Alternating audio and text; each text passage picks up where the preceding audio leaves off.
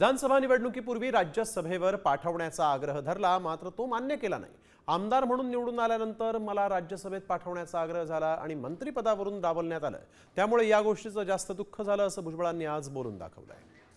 ते म्हणायला लागले की तुम्ही आता राजीनामा द्या, निवडणूक झाल्यावर ताबडतोब मंत्रिमंडळ मिळेल आणि तुम्ही राज्यसभेवर जा, आम्ही त्याचा राजीनामा घेतो नितीन पाटलाचा आणि ते समीर भुजबळला किंवा कोणाला उभं करू।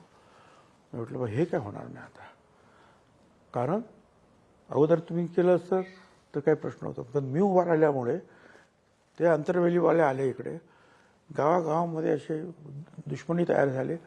लोक म्हणतील अरे आम्ही याच्यासाठी दुश्मन झालो आणि हा गेला निघून आम्हाला।